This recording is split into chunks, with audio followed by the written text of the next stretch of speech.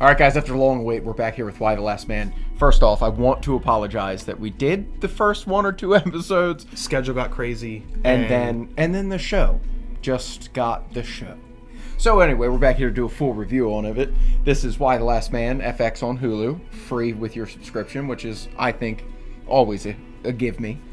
Anytime there's not an additional, price, right. yeah, it's always a good like thing. Amazon Prime. There's things on there you gotta buy. Mm-hmm. We don't need that. This takes Diane Lane, Ashley Romans, Ben Schnetzer, I'm going to say his last name is. Sure, you're right. Yeah, that's Yorick. We're going to go to character's name. So you have Jennifer Brown, 355, Yorick, and Hero. The family that you want to hate so much and you end up hating so much. You think by the end of the season they're going to really bring these characters around, and I don't think they did a very good job of that. No, and they just Spoiler. really... Yeah, if you look at a character, I've never seen a show take characters so much and literally stomp them into the ground and make you hate them so much. I will say, hold on, are we getting into the recap? We're in it. Okay. This show took so long to make me care about any character. And I will give it credit because by the end, I actually was like, oh, okay, it's actually turned out to be not terrible. But I'm telling you right now, how long was the run? 9 episodes? 10. 10 episodes? I'm talking about 6 to 7 of those episodes you could have done without. Oh, I didn't need them. Easy. This could have been a mini series, and I would have been more okay with it. On suicide, to me, I thought that was just an important episode. I thought the actress that played the president's wife, she acted that role really well. It is. And you saw they showed a scene at the end right before she killed herself of a bug hitting a window. And it was supposed to signify the fact that she was supposed to escape her hell, and she thought that killing herself was the way to do that. I just thought it was a cool metaphor. That story was told pretty well. It was a good part of the show, but I don't think that saves any bit of it. No, it was just that was my favorite episode. Okay, you mean the 5 minutes at the end of the episode? No, it was the build-up of her character throughout the season that was the payoff in that episode. Of her, because most of the show, at least the first. I'll be kind. The first half of the show. Okay. Easy. Let's call the first 5 episodes. York didn't do one thing that made me think, my God, this guy deserves to be the last man alive. He made so many terrible decisions and just acted like a petulant child. And I guess they're trying to portray him in that light, but I didn't care. I didn't like him. No. Hero, I thought, was the most narcissistic. She was the worst. Self-absorbed, terrible character. I didn't even like hating her. Sometimes, you the didn't shows want to give we her the watch, time of day to hate her because she didn't earn that. Some shows we watch, like Askeladd in Vinland Saga, he's the bad guy, but they tell such a good character. Oh my God! That you're rooting for him. Oh yeah, and I know we argued whether or not he was even a villain or not, but the fact that he was portrayed as the antagonist of the season, it can be done. I did not care. Hero's about her character was awful. I think everything from start to end, you learn more about her story, and you just didn't want to learn any more about her. She was a piece of shit from the beginning. My favorite character was 355. I thought she was the strong point she tried of the to show. Carry the show. She did. It was all on her shoulders, and I think she did an admirable job. They wrote her story pretty well. Right. It was very slow again, but her whole sleep apnea thing, or I'm sorry, her sleepwalking issue that came from things from her childhood. Now, we all had questions about 355's past, but I don't think it was necessary to show us those little tidbits because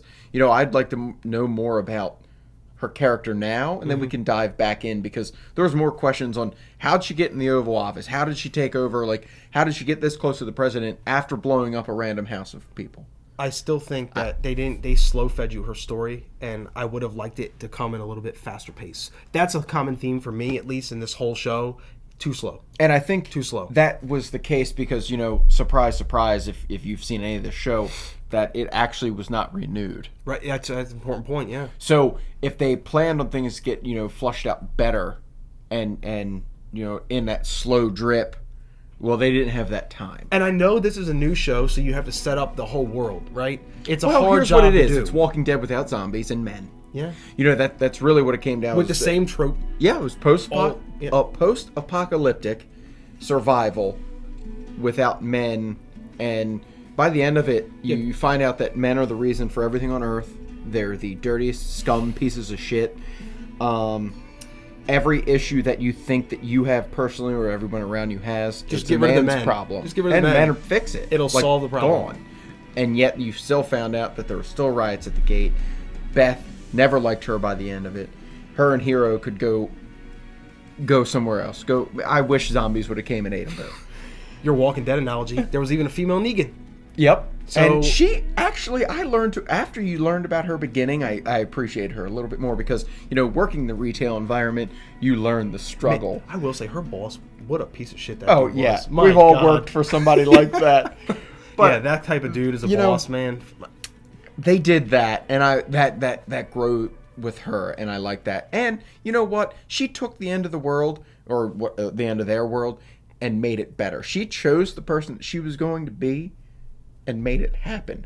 Now, as you saw, this is more spoiler, but you understand that Nora held that over her head. What's it matter that what you did before everybody died and then after? I was asking myself that same question, and I think the biggest part was, which I didn't think even Nora knew, was just the way she killed anybody who walked into the grocery store or to the supermarket. Literally, they would walk in, just looting, or looking for supplies. That's her store. They're all looking for shit too, and she just murdered every one of them, one by one. Well, they weren't coming in nice. And got to the point where I think her soul left. Yeah, and I'm fine with that. When the world ends, those people thrive. Unfortunately. Yeah, unfortunately. It's just the way of the world, man. Yeah. Strong survive. I just wanted to wrap up. One of the most annoying leads I've ever seen in a show. Yeah, York was insane. I couldn't take it, man. You didn't even want... He didn't need to be there at one point. I've never seen somebody... The world ended. Now, because I think we both did the same thing. We put ourselves in those shoes. Mm-hmm. Okay, you're no longer you anymore. Yeah. You are a subject to try and fix and save the world. At what point do you realize that? And the best storyline to me, though, was the three of them. York, 355, and then the geneticist, Allison. Allison Mann. The three of them, to me, every time it panned to their story, I was like, all right, at least I preferred that one. At least I care about this story. The whole female Negan, what was her name? Roxanne. And the Amazons. The story with the Roxanne, I did not care for it. Nora, I thought for 8 episodes, I kept asking myself, why is she in the show? I was hoping Roxanne would pop her between this... I didn't know why Nora was in the show at one point. I kept asking myself, and they didn't give it. They did pay it off in the end. And I think you were going to see what she becomes in the second season. I will say this before we get into Layman's review. I do think if this show ever got a season 2 on a different network, I hope somebody picks it up. I think it would be way better than this, the first season. And maybe if it has different writers and the pacing's a little bit better, and they don't have to introduce all these characters again and take another 7 or 8 episodes to make me care about any of them. I think a season 2 would be better. Let's say if HBO Max picked it up. Yeah, something like that. I think they could do it better. And they'd be a little bit... I think it could go a little more darker. And that's the way the show wants to go. And I don't know what parameters they have to follow with FX and Hulu. Clearly not language, because... No, and that was fine. And there was, you saw nudity and you saw violent... there was things there. But I think, Anyway, I think you'll see it reflect in our Layman's review if you're ready for it. I'm ready. 3, 2, 1. So, the end of the season brought enough of the storylines together and made me think, okay, finally I got a payoff. I stuck through to the end, and some of those stories paid off for me. I thought York had a lot of growth, because where he started, I literally would have just shot him in the head and just left him and be like, well, there's no men anymore. Or we'll go find another one, because if he's alive, that means ended up in love with Agent 355 really grew as a character. I think the love stories were weak. I think love being a salvation at this point in this world was what else you want him to rely on when it's an apocalypse? You're here to save the world. You just have to get to where you need to get. I don't need him sleeping with all the inmates. I don't need him sleeping with 355 and or Dr. Mann going with. I'm not sure which route that was going, but.